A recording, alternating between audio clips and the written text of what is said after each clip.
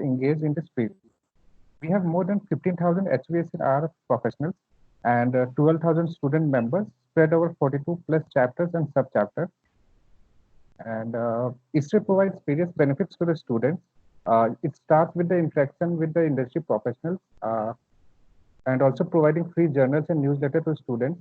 There are various competitions like ISPG, ISRE Student Project Grant, AQuest, which is a national quiz participation, NSDC, National Student Design Competition, ISRE Job Junction, uh, and there are other benefits like giving fee concessions in local ISRE chapters for various workshops, seminars, and training. And with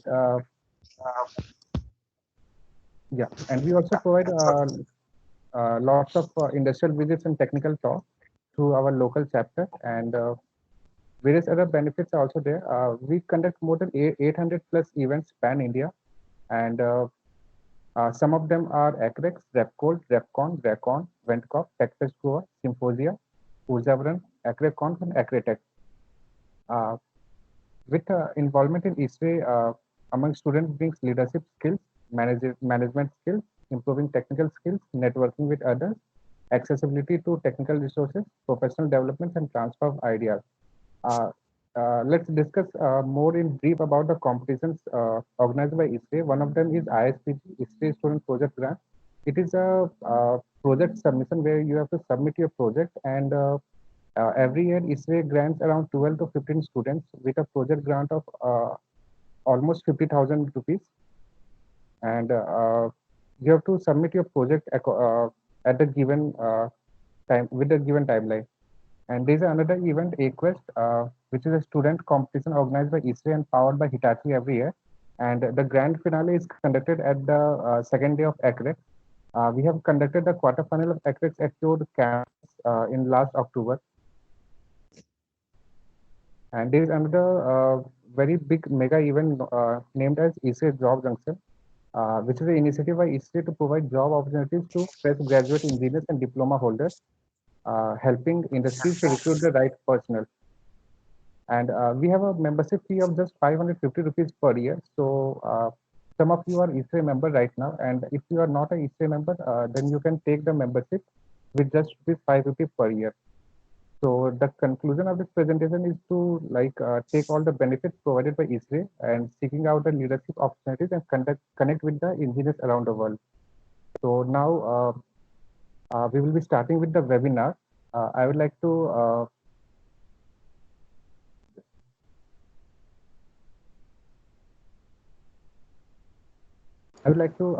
request Mr. Yogesh sir to please start the presentation for this webinar. Okay, thank you, Sumit.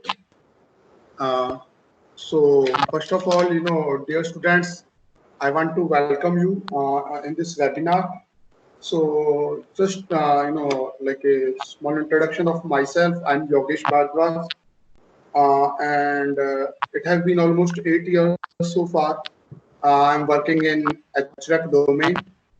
So yeah, today the webinar, the topic of our webinar is, properties of air and psychrometry. So this topic is, very easy and, quite small topic, but yet, it is the one of the most important topic, that need to be, focused, especially by the students, if they want to, make their career, if they want to have good technical knowledge of HVAC.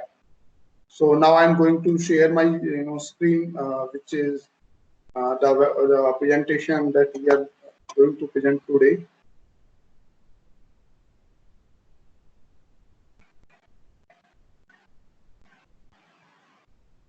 So can all of you see my screen? Yes, sir. Yes, okay, sir. Thank you. So today, like I told you, we are presenting you, the topic on psychometry and properties of air. So, in HVAC, which stands for heating, ventilation, air conditioning. So for air conditioning or for heating, so we in like especially in comfort conditionings, we heat the air or we air condition the air. So we deal with the air. That's why this is like quite an important topic, the psychometry and properties of air. So I would start with the basic stuff. So all of you know, or like the atmospheric air. So it contains many gases, like nitrogen mainly, and then oxygen, carbon dioxide, and then many other gases, nitrogen, and it always contains some water vapors in itself. But we can't see any water vapor in the air because they are in superheated form. So that's why the water vapors which are present in the air are not visible to us. So if we can remove all the water vapor from the air, then we will call this air as dry air. So dry air generally doesn't exist. So this is the composition by volume of different gases of the ambient air. So you can see almost 78% nitrogen, 21% oxygen, and then in remaining 1% all of other gases are there. The gas constant for our dry air is 8.314 kilojoule per kilogram Kelvin.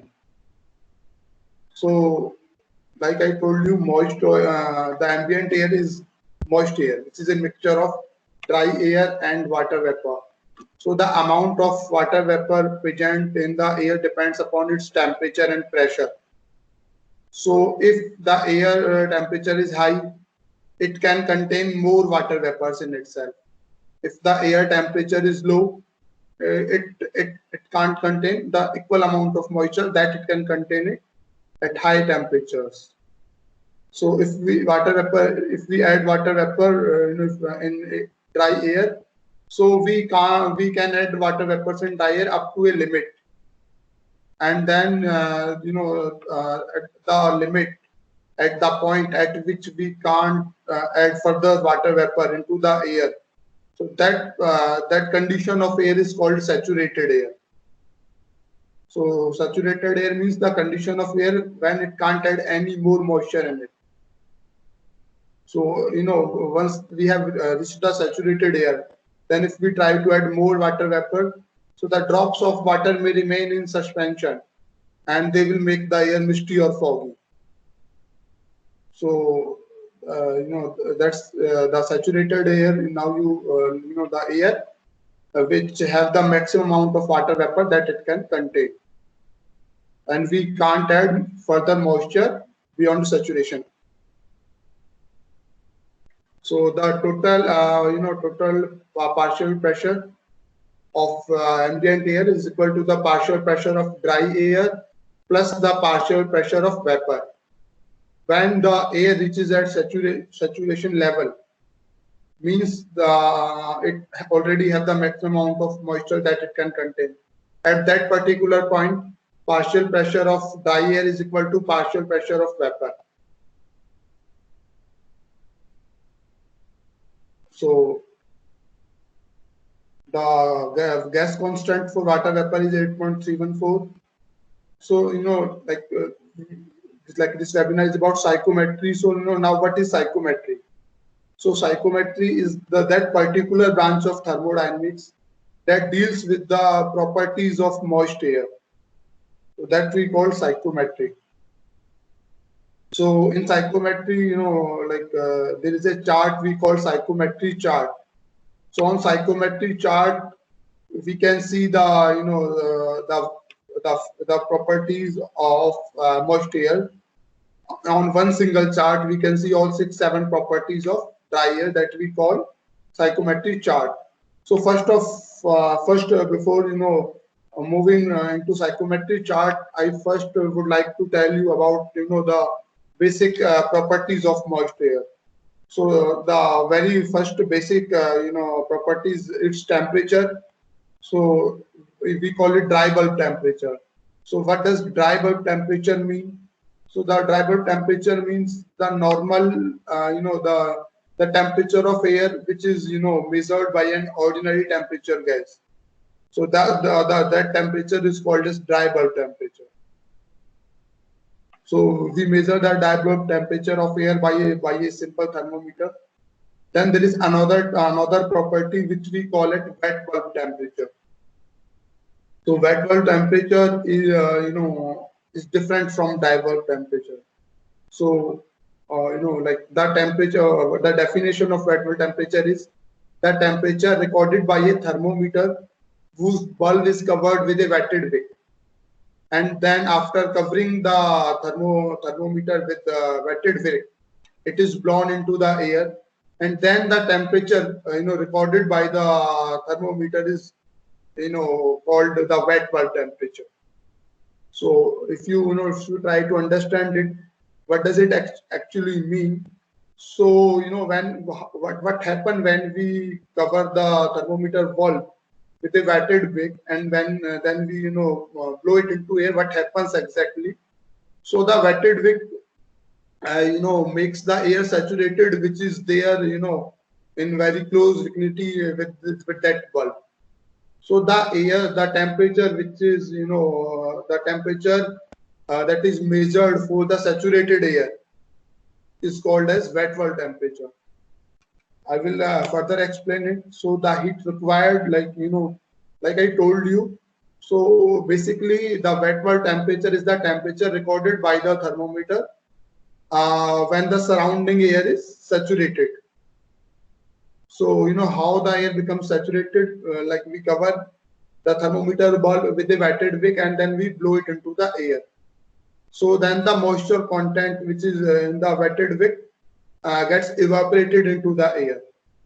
Heat required for evaporation is taken from atmosphere only, and it reduces the temperature of that particular air, which is like in close vicinity with that bulb.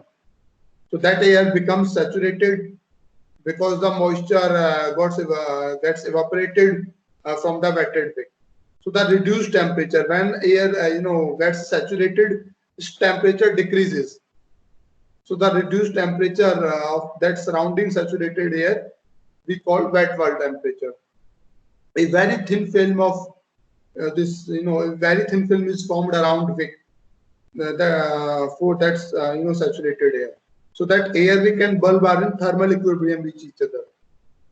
So the temperature of that surrounding saturated air, we call wet bulb temperature.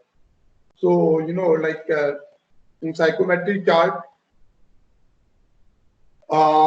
when we if we want to see the reading of this wet bulb temperature, so there is an inclined line which you people can see on your screen, and this line when intersects this curved line, on that particular point the temperature reading which you will read is actually the wet bulb temperature of air. This is a sling psychrometer which is used to measure to simply measure the dry bulb temperature and wet bulb temperature. So it have two thermometers. Then we it have some portion where we put water, and then there is a cloth connected with one thermometer. The water makes that cloth wetted, and then we circulate it into the air, and we can we can read the readings of dry bulb temperature and wet bulb temperature both with this sling psychrometer.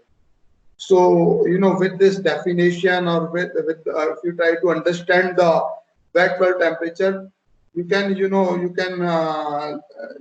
think you can also notice that it will be always less than dry bulb temperature. When the air is saturated, then both the temperatures will be same. When the air is saturated, if an air is saturated, it already have maximum amount of moisture, so it can't further add moisture in itself. So then if you for a saturated air, if we try to measure the dry bulb temperature and wet bulb temperature both, so both temperatures will be same. then the difference of dry bulb temperature and wet bulb temperature, we call this difference as wet bulb depression. So if our atmosphere is dry, like summers, so wet bulb depression will be more. The difference between the dry bulb temperature and wet bulb temperature is more in dry air, in dry atmosphere.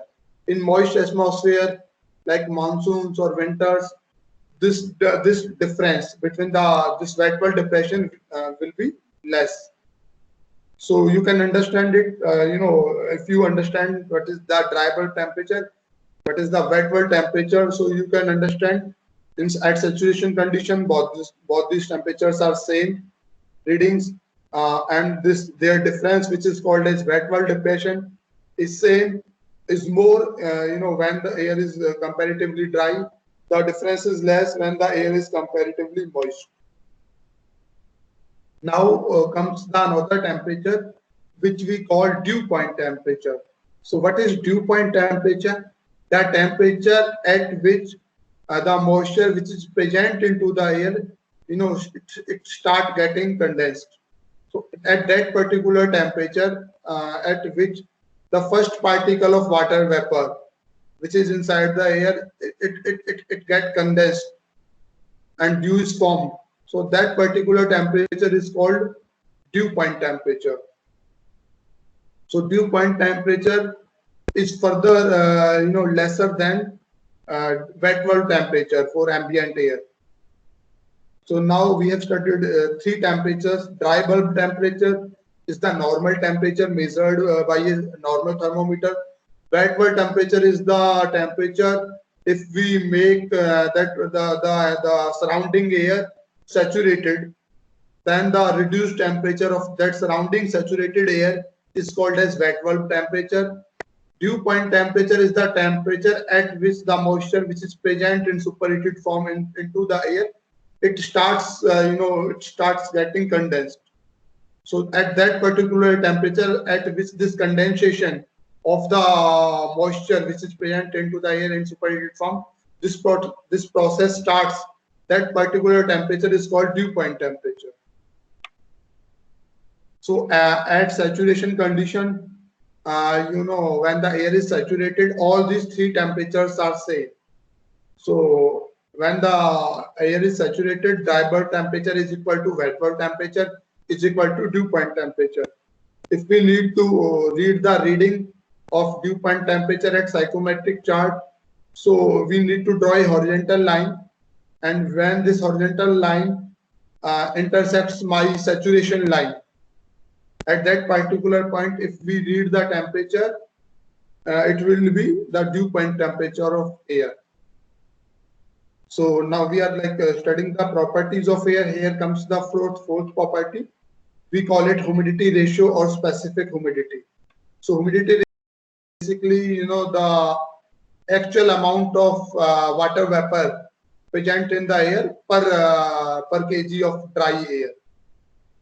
So the mass of water vapor per kg of dry air, which is actually present in the air, is called its humidity ratio or specific humidity, or generally we also call it grains.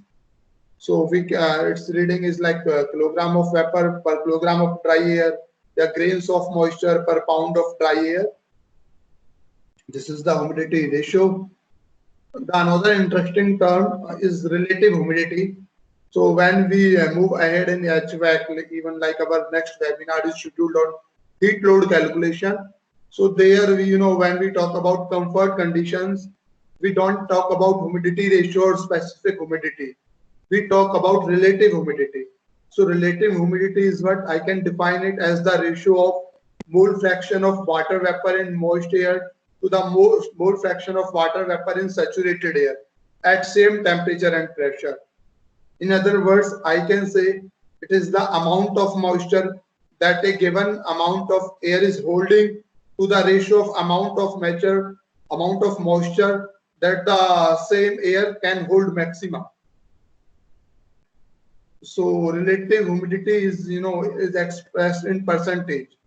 So say if 1 kilogram of air have a limit of containing the moisture as 50 gram. Okay, it have this limit, and if the actual amount of moisture present is only 10 gram, so the relative humidity will be 10 by 50. If it have 25 gram of moisture present and its limit is 50 gram, we can't change the temperature and pressure. At same temperature and pressure I'm talking about, so the relative humidity will be like 50%. So now you can understand. So relative humidity is defined in percentage. It is the ratio of amount of moisture that a given amount of air is holding to the amount of moisture that a given amount of air can hold. So we call it RH, or we also denote it by phi. So the saturation line on the psychrometry chart denotes the relative humidity. The curved line denotes the relative humidity, and at saturation line the relative humidity is 100%. Means after the that air can't hold can't add more moisture in itself. There is another term which we call degree of saturation or percentage saturation. So it is simply the ratio of it is the ratio of humidity ratio of our ambient air to the humidity ratio of our saturated air, again at same temperature and pressure. So it can be it can be also denoted like kilogram of water vapors present in given mass of air at given dry bulb to the ratio of kilogram of water vapor required to saturate the same mass of air at same dry bulb temperature. So that we call degree of saturation or percentage saturation. This is denoted by mu. So mu can you can mu is equal to like my humidity ratio to the ratio of my humidity ratio at saturated air. This is degree of saturation. Now another like one of the most important property of air is enthalpy of air. Enthalpy we all can also call it heat of or energy of air. So it is the total enthalpy of our ambient air or moist air is equal to the sum of enthalpy of my dry air plus to the sum of enthalpy of my water vapor which is present into my air. So you can also note one more point. So we can also bifurcate our total enthalpy as it is equal to the sensible enthalpy of air plus the latent enthalpy of air. So what does it mean actually? The sensible enthalpy I can call the enthalpy of dry air, pure dry air, I can call the sensible enthalpy, and the enthalpy of water vapor which is present into the air, I will call that latent enthalpy. Enthalpy values are always based on some references. So for moist air, the enthalpy of dry air is taken as 0 at 0 degrees Celsius, and for water vapor, enthalpy of saturated is taken as 0 at 0 degrees Celsius. So we can say the total enthalpy is equal to the enthalpy of my ambient air to the to plus my humidity ratio into the latent into the enthalpy of my moisture content. So the lines which are there in your screen, these lines represent the enthalpy at psychrometry chart. And then there is another scale which is located beyond the saturated line. So when these inclined lines intersects or cuts my enthalpy scale, there I will read the reading of total enthalpy of my air or of my moist air. So I can also read the readings of sensible enthalpy and latent enthalpy of air at psychrometry chart. So if this is the point of my ambient air, so 32 BTU per pound is the total enthalpy at this particular point where my cursor is present right now. So if I need to know the out of this 32 how much is the sensible enthalpy or enthalpy of dry air, and how much is the sensible enthalpy or enthalpy of enthalpy for moisture content into 32. So I can, draw a vertical line, and here, at my horizontal axis, which denotes the temperature. So where this vertical line cuts my horizontal temperature axis, there if I study the enthalpy, if I read the enthalpy reading, so here this 24 denotes the enthalpy of dry air, and the difference of 32 and 24 for in this case, like, which is 8. So 8 will be the enthalpy, at this particular point. 32 is the total enthalpy, out of which 24 is the enthalpy for dry air, and 8 is the enthalpy for the moisture content which is present into the air. Here I would like to tell you more about the psychrometry chart, which presents my thermodynamic properties for moist air. So I can see that I can read the different readings of all these properties all together if I know any two properties. So I just need to know any two properties of my air. Then I can mark a point on psychrometry chart, and when I have marked a point, I can read any reading for any properties from my psychrometry chart. So, like, this is the how a psychrometry chart looks like. So this vertical axis denotes my humidity ratio or specific humidity. This horizontal axis denotes my dry bulb temperature. This is the saturated line at which RH is 100%, and these curved lines also denotes the RH. So this line have RH as 100%, where right now my cursor is. So this line may have 90%, this line may have 50%, like this. Then these these lines, like at this particular point, I can come this way to read my humidity ratio reading. I can come at this particular point if I will come this way. So here I can read the readings of my dew point temperature, which I also showed you, in one of my previous slides. If you need to know the dry bulb temperature reading, you can see here. If you need to know the wet bulb temperature reading, so like these are the lines which denotes my lines of enthalpy. So here comes the enthalpy scale, where I can also read the reading of enthalpies, and when the same lines cuts my saturation lines, I can read the readings of my wet bulb temperature. So now this slide will clarify the same things. So like at this particular point, you need to read the readings.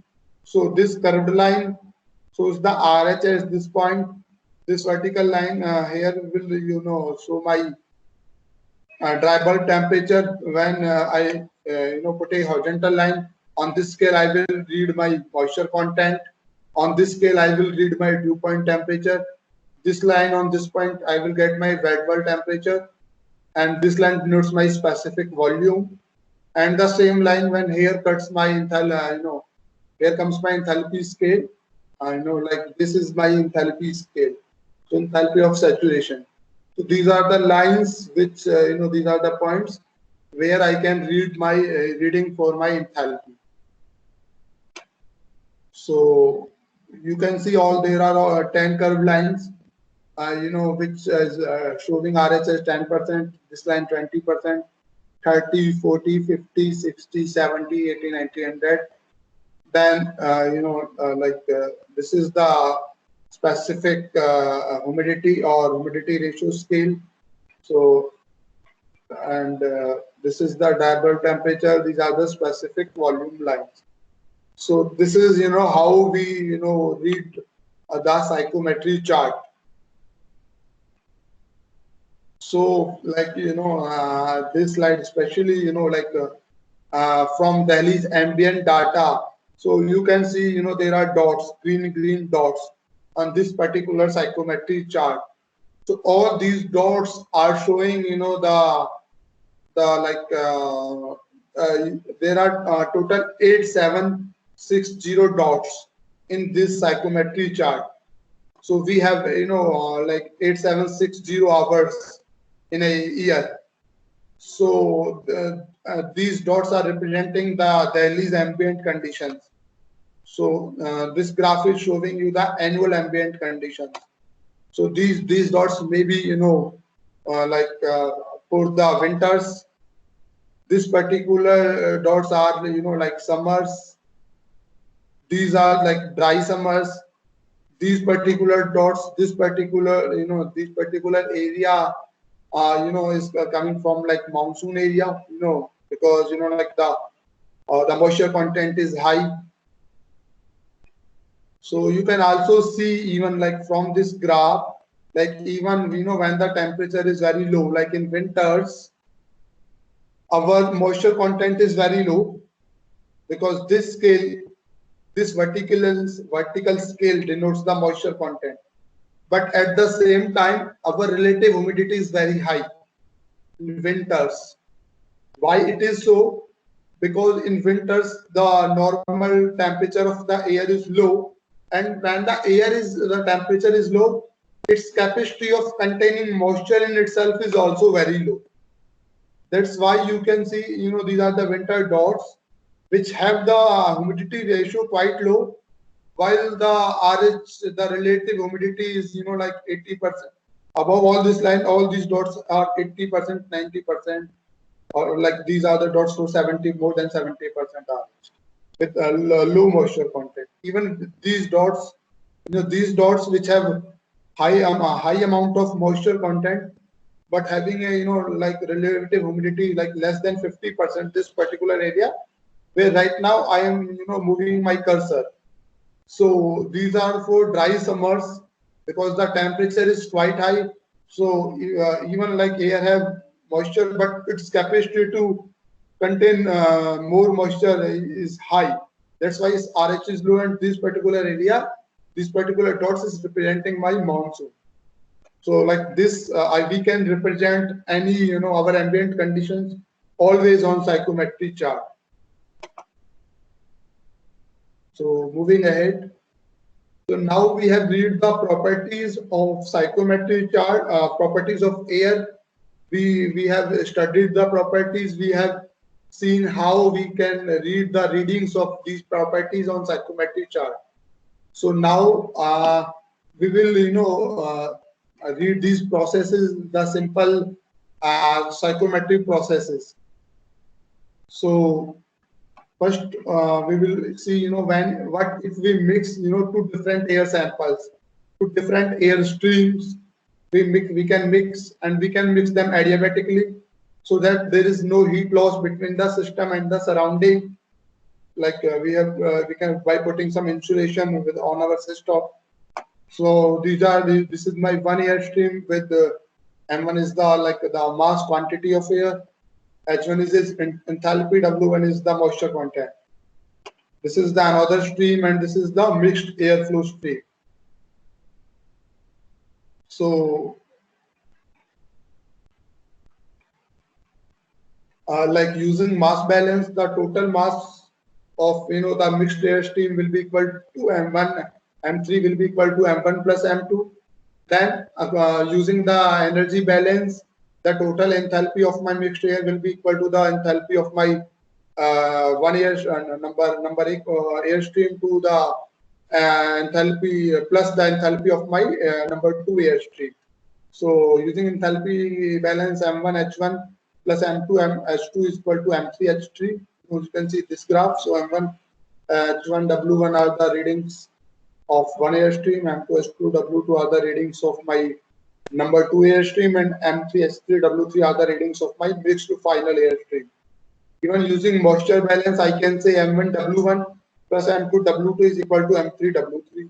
So if I use my mass balance into my I use my mass balance equation into my enthalpy balance equation, I will get this, and then I can conclude M1 by M2 is equal to, H3 by H2 upon H1 by H3.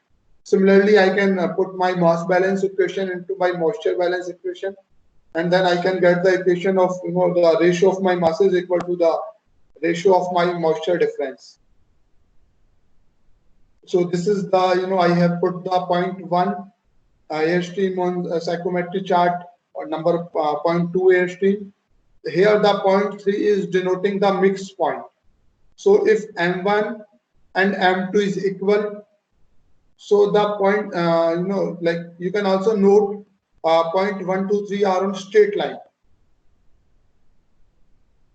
Okay, so here H1 is representing enthalpy at 0.1, W1 is representing the specific humidity or moisture content at 0.1.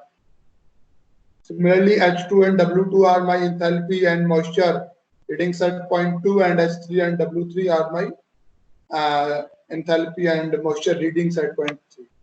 So this is the process, when we mix the two air streams. So my 0.2 was same, like my room air, which is, my return air at AC. You can say 0.1 is the, the ambient air, which, like I'm putting some fresh air at, and then 0.3 is the, kind of mixed air, which is going, at my cooling coil. So then, what we, another processes are sensible heating process and sensible cooling process. Sensible cooling, what does sensible cooling means? Sensible cooling means a process in which we are only dealing with the temperature of the air, and we are not, touching the moisture content. That's what sensible word means. So sensible cooling means if we cool the air sensibly, means we only decrease the temperature of air and we doesn't change the moisture content.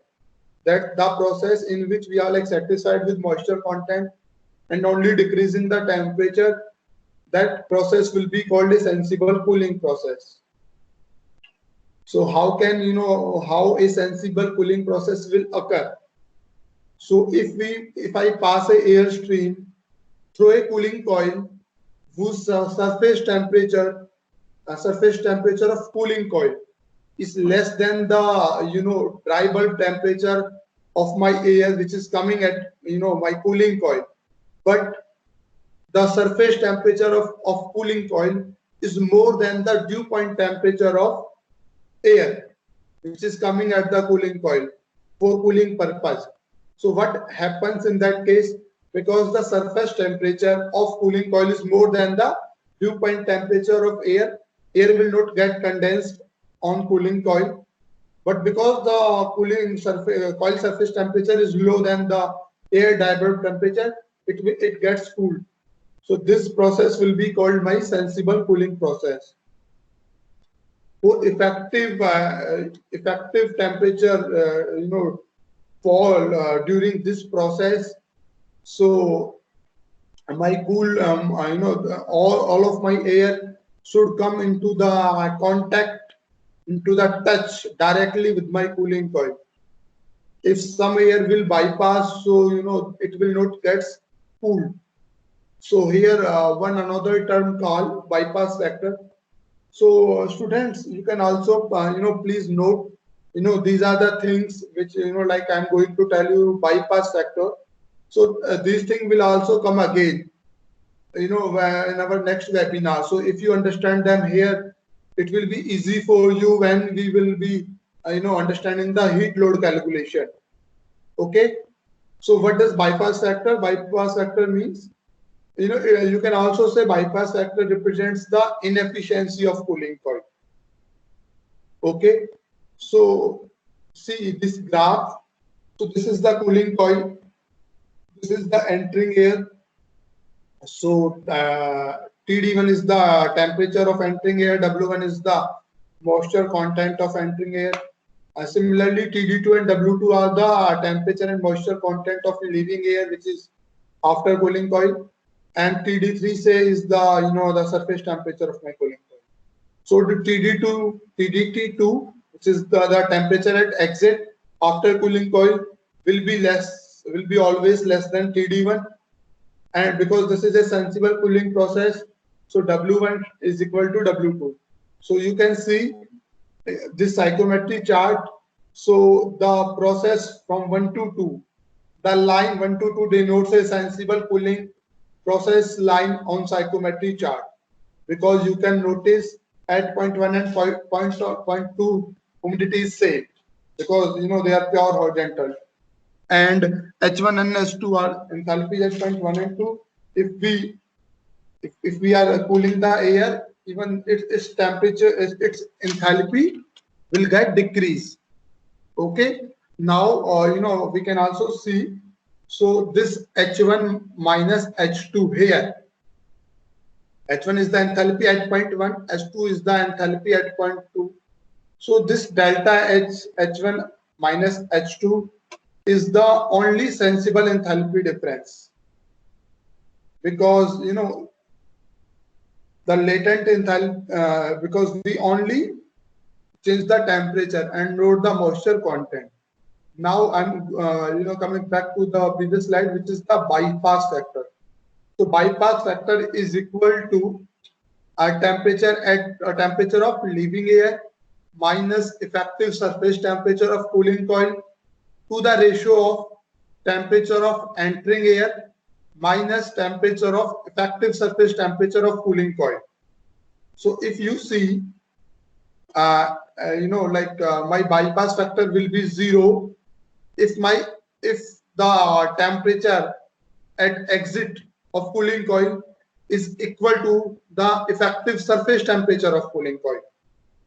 So bypass factor will be 0 when the temperature of at exit after cooling coil is equal to the temperature of the surface of cooling coil, and the more is this difference, the more is the bypass factor. We can also formulate our cooling coil efficiency here. So cooling coil efficiency, we can say the temperature at inlet minus temperature at outlet to the ratio of temperature at inlet minus my surface temperature of my cooling coil. So this particular formula, which is right now on your screen, denotes the bypass factor, and this particular formula represents your efficiency of cooling coil. So practically, there is always some air bypasses when it passes through the cooling coil of our AC or AHU. So practically, as we use 90% or 10% as our like contact factor. 10% air we usually assume in our heat load calculations, like it will bypass the cooling coil. So this was the process of sensible cooling. Sensible heating is just opposite of it. If in the same coil, instead of chilled water, hot water or hot stream is coming, so then the temperature at the exit of the cooling coil will increase. So here TD1, TD2, which is the temperature at exit, will be more than TD1. Again, moisture content is same here. So here if you see this psychrometry chart, so the line is same, but it has reversed its direction. So here 0.1 to 2 denotes the sensible heating, and 0.3 denotes the your coil difference, coil surface temperature. Like here 0.3 denoting your coil temperature. It's because chilled water was coming in this cooling coil, it is on the this side. Here because hot water is coming in this on the reverse side. So these are the sensible cooling and sensible heating processes. So now we will study the humidification and dehumidification process. So if moisture is added into the air and its temperature is remained constant, the dry bulb temperature remains constant, it will called as humidification.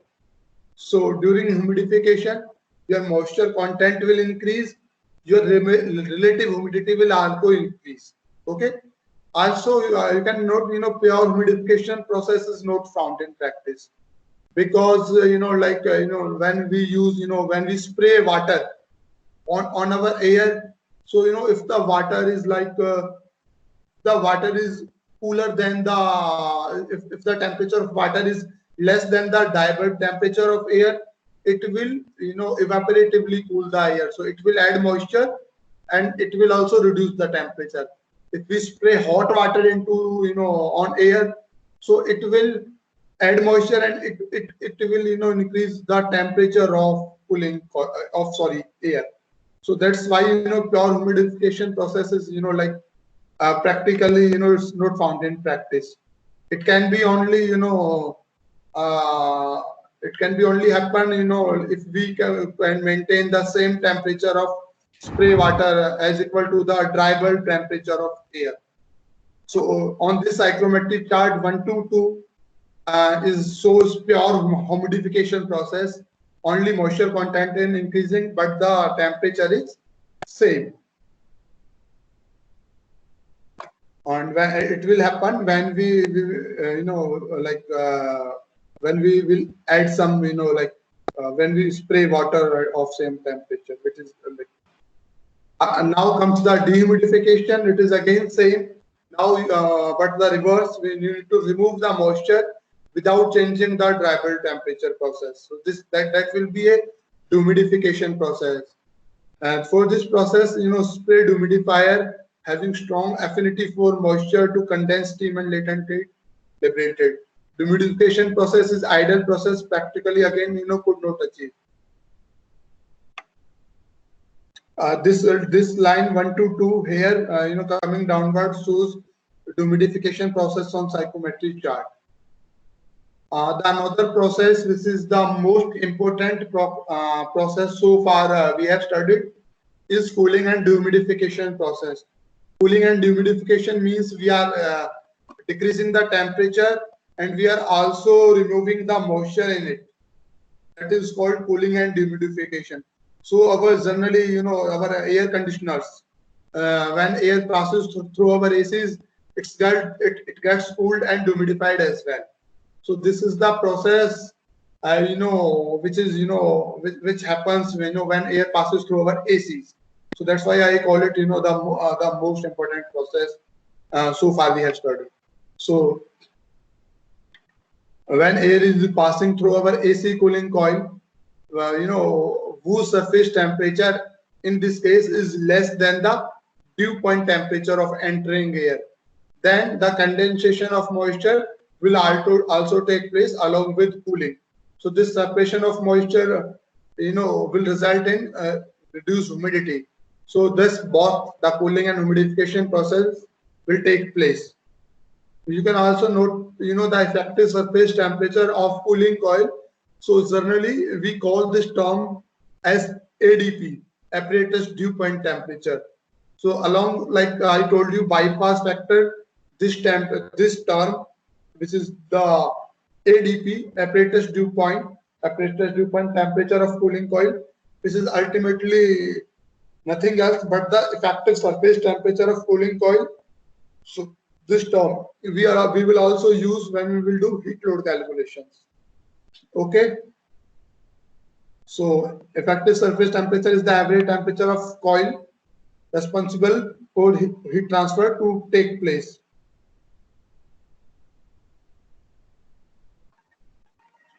Here, this is the cooling coil, which is, represent, I can say this is the cooling coil of my, AC. So this is point 1 air is entering, at point 2 air is exiting. TD1, W1 are the moisture content and temperature. TD2 and W2 is the temperature and moisture content exit. Now, if I draw point 1 and point 2 on my psychrometric chart, now it will look like this. If you can see my point 1 and point 2. Okay, so this line will curve. This will be kind of an inclined line, because if you see, the temperature is also reducing.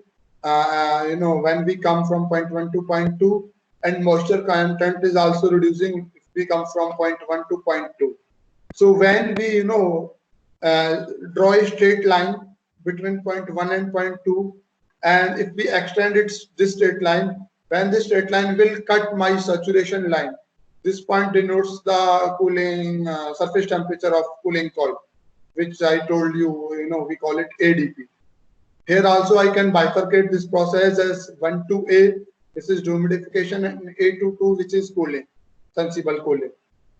So this process is this graph, this 1 to 2 process is representing my cooling and dehumidification process. Bypass factor, I told you, like air which is unaffected by the cooling coil to the ratio of total air quantity which is passing over the cooling coil. How I can calculate it? Temperature at exit minus ADP to the ratio of temperature at entrance minus ADP. Okay, total heat removed. If you see this graph, total heat removed, from this air is H1 minus H2. This is the total heat removed from air. If I want to know the sensible heat removed in this case during the process 1 to 2, if I just need to know the sensible heat, amount of sensible heat that is being removed from point 1 to 2. So the sensible heat removed will be equal to HA minus H2. And the latent heat removed will be equal to H1 minus HA. You can see A is the point, at which the humidity is same, the temperature is same as equal to 0.2, and the humidity, the temperature is same as equal to 0.1 at point A, and at point A the humidity is same equal to at point 2. Because the humidity is same at point 2 and at point A, so HA minus H2 will be the sensible enthalpy difference. As point 1 and as at point 1 and at point A, the temperature is same. So the H1 minus HA will be the latent enthalpy difference.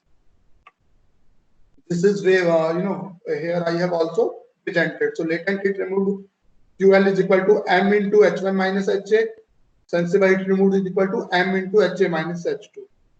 So there are one another term also I can calculate here during this process is sensible heat factor or sensible heat ratio. So sensible heat ratio is equal to the sensible heat removed to the total heat removed.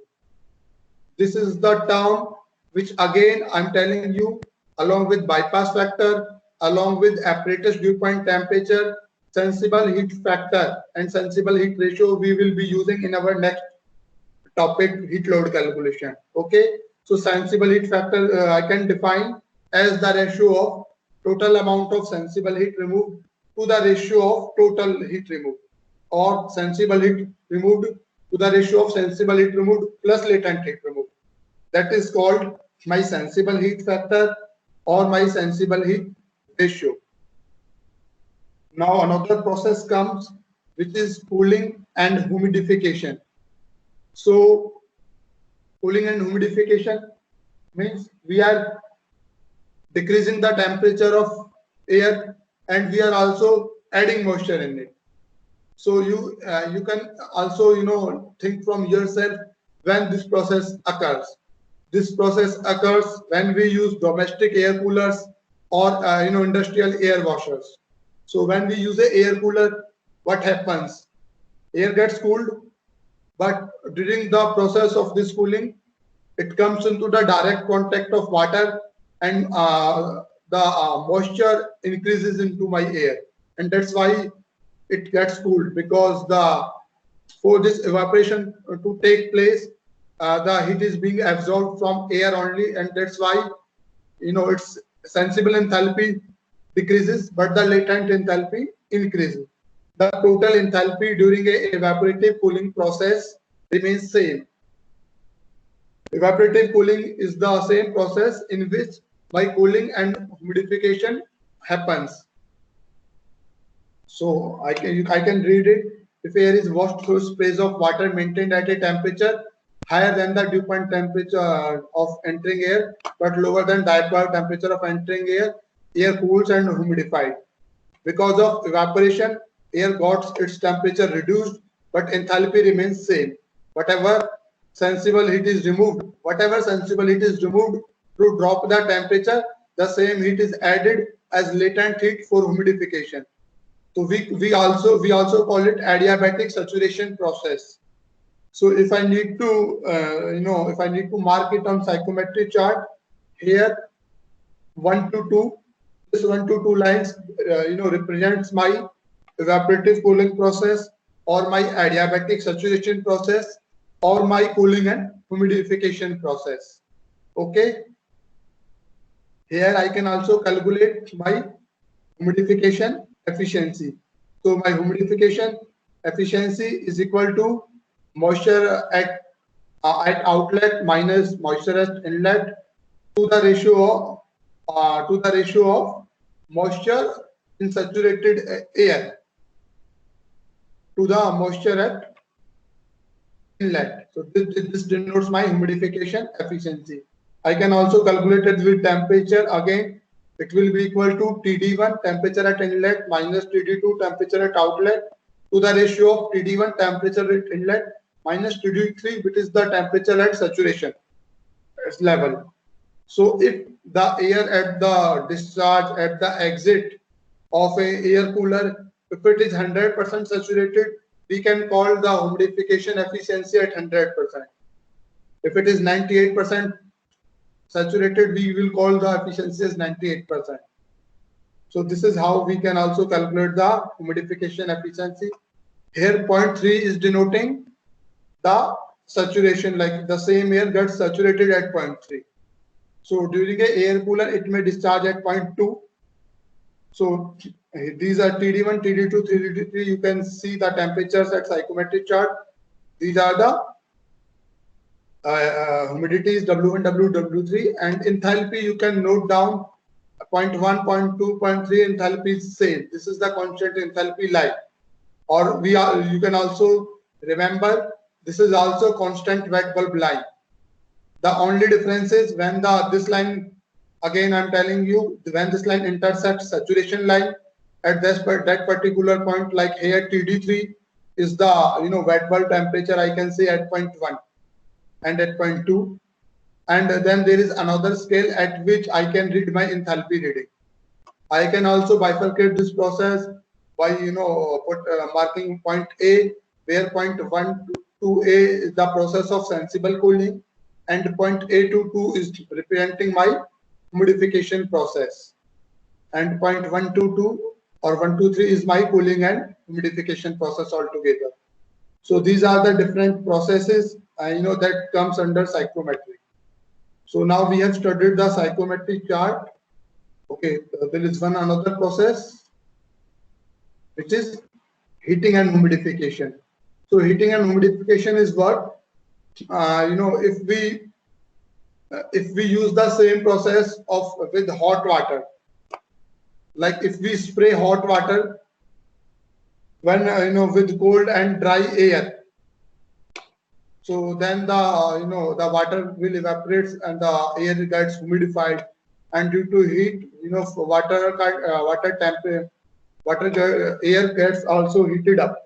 Because of this heated water, air also gets heated up. So this process will be heating and humidification, because the moisture content will increase as the water evaporates, and air also gets heated up because the water is hot and the air is dry and cold. Then this heating and humidification process will occur. If the humidifier or spray water through which air is washed, it is at a temperature higher than the dry temperature of entering air, the unsaturated air reaches the condition of saturation, and heat of evaporation of water is absorbed from spray water itself. Thus the air gets humidified and heated, and the spray water gets cooled. The leaving air can be heated to spray water temperature when the humidification efficiency is 100%, and the humidified up to saturation condition corresponding to spray water saturation. The water may get cooled to a minimum of wet bulb temperature of entering air. In this process, when this heat transfer, when this humidification is occurring up to 100%, in this case, the minimum temperature that water may cooled maximum will be equal to the wet bulb temperature of entering air. This is the process 1 to 2, which is one is the point when the air is dry and cold. So 1 to 2 is the process of heating and humidification. Again, like I can bifurcate it as 1-2A sensible heating and A-2 humidification. Again, the point 3 is coming at saturation line. This is denoting my saturation level. W1 and W2 are the enthalpies at point 1 and 2, and TD1 and TD2 are the temperatures at my point 1 and point 2. So this is a heating and humidification process. So these are the different processes, which we have covered, which mostly occurs, and we did it on psychrometric chart along with the different processes, the different properties. Now, if any of you have any questions on whatever the things we presented here, you are free to ask. Please ask.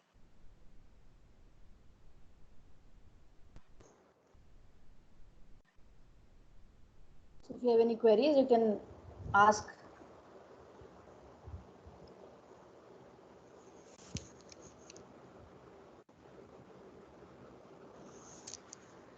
Can you all hear us? Yes, ma'am. Yes, ma'am. Yes, ma'am. Yes, ma'am. So Yes, ma'am. if you have any doubts, if you have any queries, you can ask.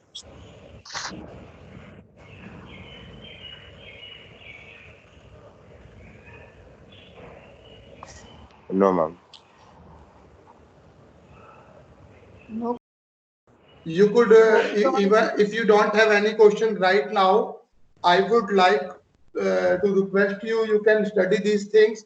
See, this is the very basic thing for HVAC. Even in next webinar, when we are going to discuss heat load calculation. So if these things are not clear to you, it will be kind of tough to you to understand the heat load calculations. If you don't have any question right now, you can, going through these things. And when we will be starting our heat load calculation webinar, even then you can also discuss your questions. But please note, this is, the topic is very small and easy, but it is equally, one of the most important topic of HVAC, because when we will move ahead, with heat load calculation or for designing of our HVAC systems, all these things will come repeatedly. And if your basics are not clear, at that time you will be facing problems. Okay. Yes, Vineet, are you Yes, sir. asking of something? No, ma'am. So thank you, Mr. Yogesh. This was a very informative presentation by you, and especially all the psychometric processes and the chart you explained in detail to all our students. So I thank you. And since Welcome. Mr. Yogesh's core expertise lies in energy efficient HVAC system designs, and he's currently the founder and director of eConserve Resources Private Limited in Delhi. So we look forward for the next session, because that is directly an application of these basics of psychometrics into load calculations of various buildings. So heat load calculation would give us more enlightenment in how the practicalities of psychometrics are used in our day-to-day lives. So I thank you, Yes. Mr. Yogesh and Mr. Sumit, for yes. And we look forward for the second webinar, that is on 16th of April, 12:30, right? So I request all students to attend that, and you'll be benefiting from both these webinars. So I acknowledge that all the students have joined. Thank you, students. So let's meet in the next webinar on Thursday. Okay. Thank you. Thank you all Thank of you, you. ma'am. Thank you, ma'am.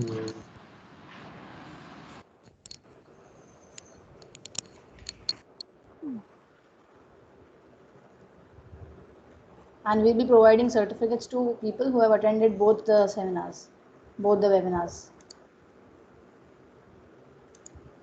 Okay, ma'am. Okay, ma'am. Yes, and pay attention. The next one will be very good, because it's about the heat load calculation actually practically used. Ki energy efficient buildings, how are they designed? So heat load calculation in every part of them. And his expertise is in that area only. So pay attention in the next webinar. Okay, thank you. Thank you, ma'am. Thank you, ma'am. Thank you, ma'am.